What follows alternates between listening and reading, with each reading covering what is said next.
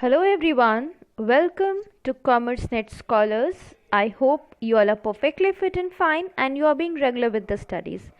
Today's video is all about the evolution of management thought. Today we'll start and study about the different contributions that were made by different philosophers and what was the journey through which this management thought has its evolution.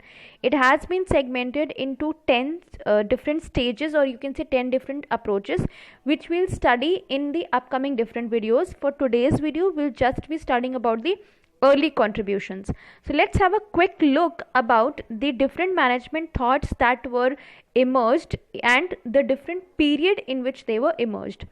But before starting, as you all know, a reminder for you all, please do like, share and subscribe the channel and be regular with the channel for all the latest updates. Let's proceed.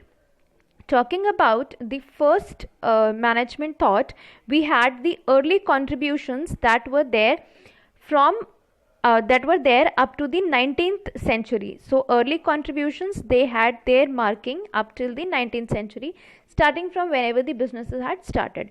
Next we had the scientific management that was given by F.W. Taylor, which was given in the period of 1900 to 1930. Next we had the administrative operational management 1916 to 1940, which was also known as the general management, given by Henry Fayol, which had 14 principles of management.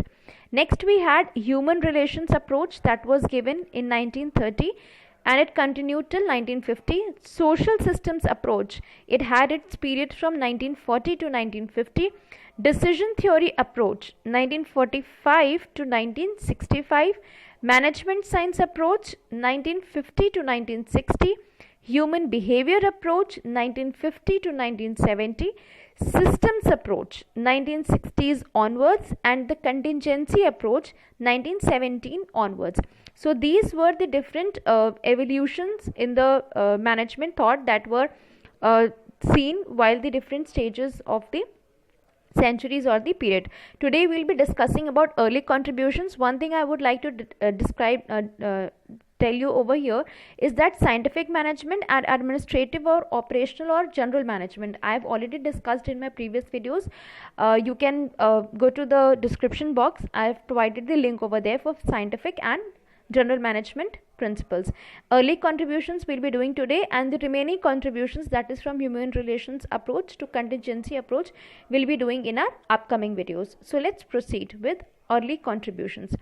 Before the systematic study of management, contributions in the field came from a variety of sources, that is existence of organization and administration in Egypt in 1300 BC. Confucius' suggestions for proper public administration before Christ, Cautella's principle of state administration in 320 BC, Roman Catholic Church concept of staff personal systematic administration as a source of strength during 16th to 18th centuries of Cameralists, a group of German and Austrian public administrators and intellectuals. These contributions provided some insights about how resources could be utilized more effectively.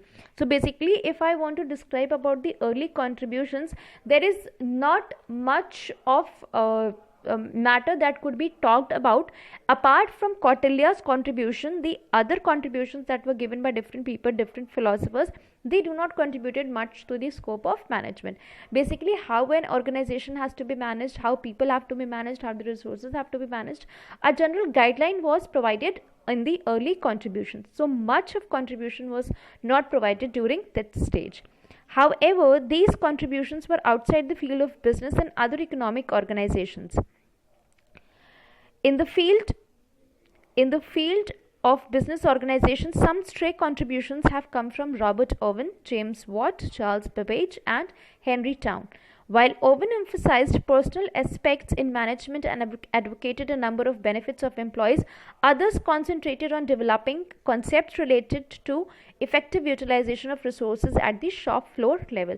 So in a gist, what I told you, basically this contribution that was continuing till the 19th century did not had much of scope, much of content that would prove beneficial to the scope of management. Apart from this, when we as we proceeded further to the scientific management that was given by Taylor, then the general management that was given by Henry Fayol, then we had the human relations approach. Major contributions were given by these approaches of management or these management thoughts. So this was all about the early contributions, among which the important one that we need to study is the Kautilya's contribution to management, because it was quite significant and it proved beneficial to the scope of management. Kautilya, 350 to 283 BC, also known as Chanakya.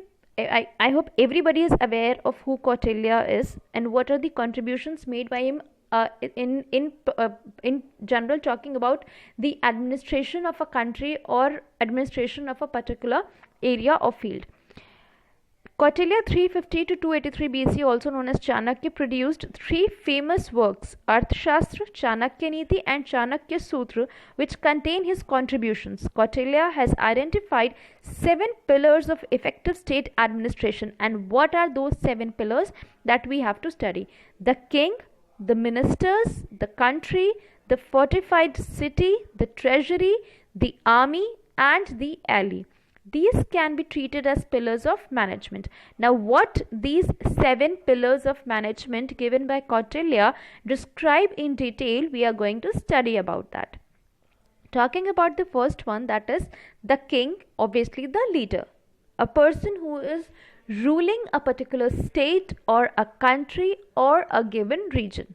A great organization has a great leader, like a great king. The leader is a visionary, the captain, the man who guides the organization. In today's corporate world, we call him the chief executive. Without visionary chief executive, an organization will lose direction. So, considering the king, the leader of the past, that was emphasized by Kautilya in that particular time period, we can consider that position as the chief executive of the company. So basically, the chief executive officer, the CEO of a company, is the one who provides vision to the organization and guides the other people, the other managers at different levels as to where the organization needs to proceed. Next, talking about the minister, that is the manager. The minister, the manager, the second in command is the person who runs the show and is always in action. He is the person on whom one can depend in the absence of leader. An extraordinary leader and an efficient manager together brings into existence a remarkable organization. So basically, talking about the CEO, we can consider him as the king or the leader, and talking about the minister, we have the manager. Not the manager only at the top level, but the managers at the different level who are going to guide the employees at different level as to how and when the work has to be executed. So whatever plans, whatever visions are being formulated by the CEO, they are carried forward by the manager in the organization. Next, we have the country. The country is referred to as the market. Country of that particular time period is referred to as the market of today. So market means what? You have to expand your scope in the market. You have to expand your business. You have to diversify your business to the maximum possible level, which will ultimately lead to the increase in the number of customers and hence the increase in the profit, which is a must for the survival of the business.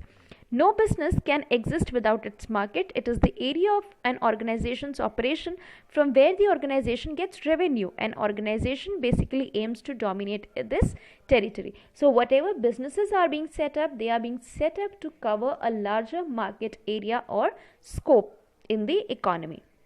Next, we have the fortified city, the head office. Head office will be the place where the organization is initially set up, where it came into existence. The organization needs a control tower, a place from where all plans and strategies are made. It is the place from which central administrative work is done. It is the nucleus of the organization. Whenever we talk about the head office, let me give you a small example of the banks. Whether we are talking about the State Bank of India, we are talking about the Reserve Bank of India, where is the headquarter located? It is located in Mumbai. So basically, the headquarter or the head office is referred to as the central spot or the central unit from where the different plans and strategies are formulated, which have to be followed by each and every level of the management and the different branches of that particular organization. Next we have the treasury, the finance. What? Obviously you need money to run your business, and where this money comes from? The finance department, who is vested with the powers and functions of managing the finance of the organization. Finance is extremely important resource. It is the backbone of any business. A strong and well managed treasury is the heart of any organization, as I told you right now. Next we have the army. The army, your team. When you go to war, you need a well equipped and trained army. In case of an organization, the army consists of team members who are ready to fight for the organization. So whatever team members you have, whatever employees you have in the organization, they are referred to as the army or the team that you have in the organization, right? So this was all about the army or the team. Now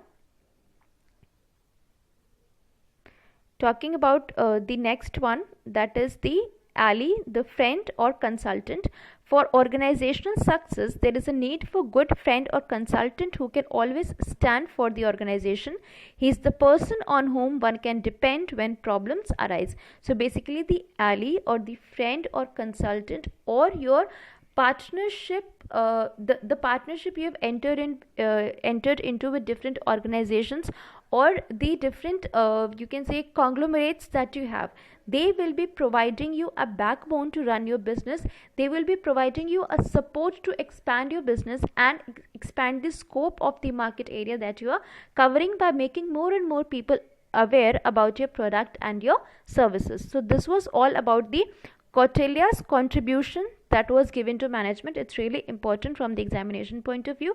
I hope it was clear to you all. Any doubts you can mention down in the comment section below. That's all for today. Thank you and have a nice day.